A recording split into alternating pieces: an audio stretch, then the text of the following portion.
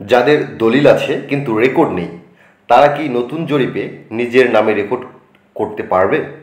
হ্যাঁ, পারবে।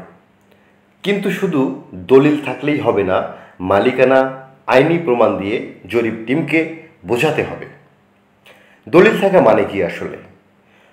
দলিল যেমন হচ্ছে বিক্রয়, উপহার, দান দলিল হলো আপনার জমি কেনা বা পাওয়ার প্রমাণ। কিন্তু এই দলিল যদি খতিয়ানে বা রেকর্ডে আপডেট না হয়, তাহলে সরকারি নথিতে আপনি মালিক হিসাবে স্বীকৃত নন। তাই রেকর্ড বা খতিয়ান সংশোধন বা নতুন নামে এন্ট্রি করানো খুবই জরুরি। নতুন জরিপে রেকর্ড কিভাবে হয়? নতুন জরিপে BDRS সংক্ষেপে আমরা যাকে বলি বাংলাদেশ ডিজিটাল সার্ভে, মাঠে জরিপকারীরা আসবেন। তখন আপনাকে যা যা করতে হবে: অরিজিনাল দলিল ও সার্টিফাইড কপি দেখাতে হবে, খাজনার রসিদ, নামজারি কপি যদি থাকে বা দখলের প্রমাণ দেখাতে হবে।